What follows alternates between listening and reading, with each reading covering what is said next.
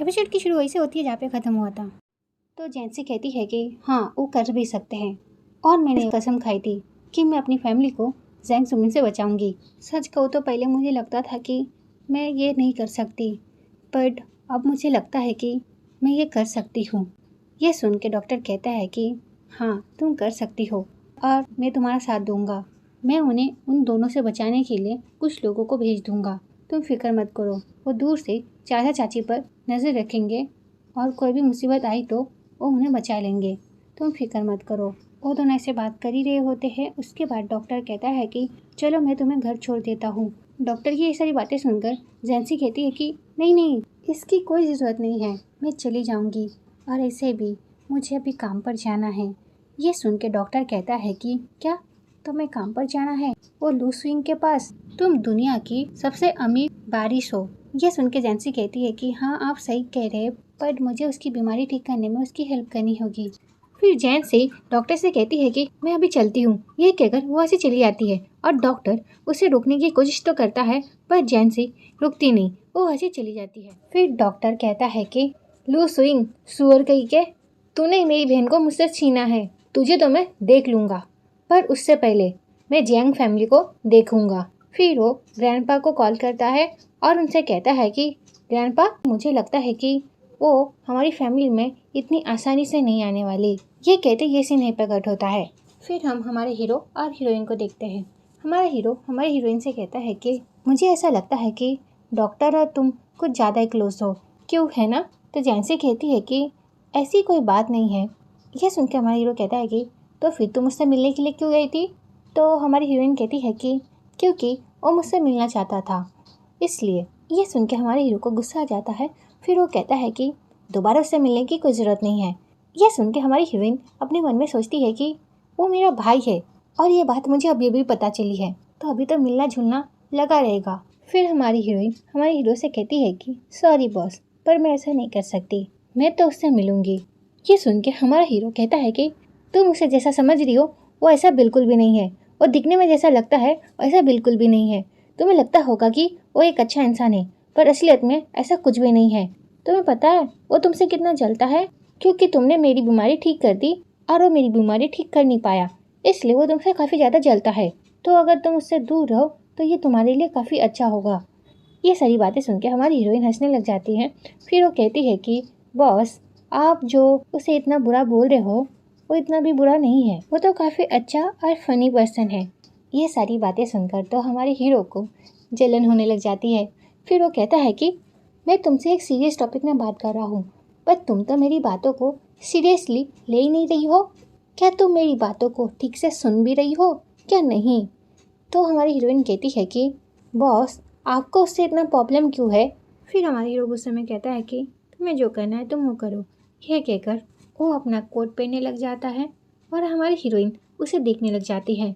फिर वो अपने मन में सोचती है कि क्या मेरा बॉस मुझे पसंद करता है?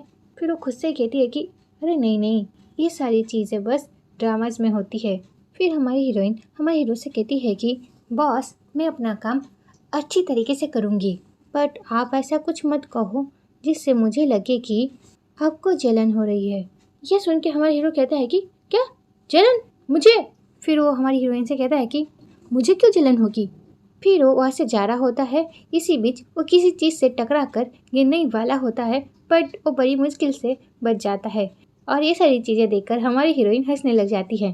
फिर हमारी हीरोइन कहती है कि सच में ये सारी चीज़ें ना बस ड्रामाज में होती हैं कि बॉस अपने एम्प्लॉय के साथ प्यार में पड़ जाए। ये सारी बातें वो बोल ही रही होती हैं। इसी बीच वहाँ पर डॉक्टर का कॉल आ जाता है। तो जैंसी कॉल को उठाती है। डॉक्टर कहता है कि हेलो जैंसी, तुम्हारा काम हो गया है, जियान परिवार बहुत जल्द बर्बाद होने वाला है। ये कहते ही ये सीन नहीं प्रकट होता है। फिर हम जियान परिवार को देखते हैं, जहाँ पर जैंसी के पापा काफ़ी ज़्यादा परेशान होते हैं और वो फ़ोन पर किसी पर चिल्ला रहे होते हैं। फिर जैंसी के पापा उस आदमी से कहते हैं कि पता लगाओ इन सब के पीछे कौन है। जैंसी के पापा फ़ोन में बात कर ही रहे होते हैं। इसी बीच वहाँ पर जे आ जाता है और वो कहता है कि अंकल जियान। जे की आवाज़ सुन के जैंग जुमिंग के पापा मिस्टर जे से कहते हैं कि मिस्टर जे। फिर जैंग जुमिंग भी मिस्टर जे के पास जाती है और उनसे कहती है कि ब्रदर जे। ये कहते हुए वो उसके पास चली जाती है और फिर मिस्टर जे कहते हैं कि मुझे पता है कि ये सब किसने किया। यह सुन के सब लोग शॉक हो जाते हैं। फिर मिस्टर जे कहते हैं कि आप लोगों का रिएक्शन देखकर ऐसा लगता है कि आप लोगों को इस बारे में कुछ नहीं मालूम, क्यों है ना? जैंसी का चक्कर उस डॉक्टर के साथ चल रहा है और जैंसी ने उस डॉक्टर को कहकर आपकी कंपनी के साथ ये सब करवाया है।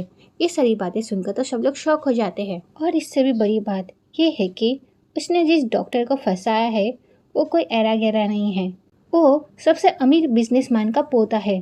फिर ज़ैंग ज़ुमिंग के मम्मी पापा कहते हैं कि ये हमारे साथ ऐसा कैसे कर सकती है। फिर ज़ैंग ज़ुमिंग कहती है कि एक के बाद एक को लुभाना, यही तो उसका काम है। फिर उसके पापा कहते हैं कि इसका मतलब ये है कि हम जियांग कंपनी के साथ और कोई कॉन्ट्रैक्ट साइन नहीं कर सकते। ये सारी बातें सुन के तो उनकी वाइफ को चक्कर आने लग जाता है। फिर मिस्टर जे कहते हैं कि अंकल, आपको किस बात का डर है, जबकि आपके साथ अभी भी मेरा परिवार है आपके सपोर्ट में। आप टेंशन मत लीजिए अंकल, मैं आपको इस चीज़ से ज़रूर बचा लूँगा। ऐसे मेरे पास एक अच्छा आइडिया है इस चीज़ से बचने का। अगर हम ऐसा करें कि जिससे ज़ैंग ज़ुमिंग का इमेज खराब हो जाए, जिससे वो डॉक्टर भी उससे दूर हो जाए। अगर एक बार उसकी इमेज खराब हो गई तो डॉक्टर भी उससे दूर हो जाएगा। जैंसी की इमेज खराब होने के बाद जैंसी का कहीं पे जाने का और जगह नहीं होगा। फिर वो हमारे पास ही आएगी गिड़गिड़ाते हुए। कैसा लगा आपको ये आइडिया अंकल? ये सुन के ज़ैंग ज़ुमिंग के पापा कहते हैं कि ये तो काफ़ी अच्छा आइडिया है बेटा। ये सुन के ज़ैंग ज़ुमिंग को गुस्सा आ जाता है और वो कहती है कि पापा I am sorry, but mister J तो मेरे फियांसे है ना। ये सुन के उसके पापा कहते हैं कि वो थोड़ी ना उससे शादी कर रहा है, वो उसे यूज़ करके छोड़ देगा। कैसे भी करके उसे मिस्टर जे के होटल रूम में भेजो। ये सुन के ज़ैंग ज़ुमिंग अपना मुंह बनाते हुए कहती है कि ठीक है, मैं ऐसा कर दूंगी। ये कहते ही ये सीन यहीं पे कट होता है। फिर हम ज़ैंग ज़ुमिंग को देखते हैं जो जैंसी को कॉल करती है और उससे कहती है कि जैंसी, मैं तुम्हें एक एड्रेस भेज रही हूँ, तुम वहाँ पर मुझसे मिलने के लिए आ जाओ, नहीं तो मैं तुम्हारे माता पिता के पीछे पड़ जाऊंगी, समझी? ये सारी बातें सुन के जैंसी कहती है कि तुम्हें क्या लगता है मैं तुमसे डरती हूँ? मैं तुमसे नहीं डरती, बोलो कहाँ पर आना है, वहीं पर मैं तुम्हें देख लूँगी, मैं तुम्हें एड्रेस भेज दूँगी। ये कहते ये सीने पर कट होता है। फिर हम जैंसी को देखते हैं जो उस जगह पहुँच गई होती है जहाँ पर ज़ैंग ज़ुमिंग ने उसे आने के लिए कहा था। जैंसी उस जगह को देखकर कहती है कि ये कौन सी जगह है। वो ये सारी बातें सोच ही रही होती है, इसी बीच जहाँ पर हमारे हीरो का कॉल आ जाता है। तो वो कॉल उठा लेती है और उनसे कहती है कि हेलो मिस्टर लू। फिर हमारा हीरो कहता है कि क्या तुम फिर से उस डॉक्टर से मिलने के लिए गई हो? यह सुन के हमारी हीरोइन कहती है कि क्यों, तुम्हें जलन हो रही है क्या? वो दोनों ऐसे ही बातें कर रहे होते हैं, इसी बीच वहाँ पर एक आदमी आ जाता है जो जैंसी को बेहोश कर कर वहाँ से ले जाता है। फिर ये सीन यहीं पे कट होता है। फिर नेक्स्ट सीन में हम जैंसी को एक होटल रूम में देखते हैं मिस्टर जे के साथ। फिर हम जैंसी को देखते हैं जिसकी तबीयत काफ़ी ज़्यादा ख़राब हो रही होती है, वो बड़ी मुश्किल से खुद को संभाल रही होती है। फिर हमारी हीरोइन मिस्टर जे से कहती है कि मेरे पास मत आना, नहीं तो मैं तुम्हारी मंगेतर को सब कुछ बता दूंगी। ये सुन के मिस्टर जे हंसते हुए कहता है कि वो तुम्हारी बहनी थी जिसने तुम्हें मेरे पास भेजा है।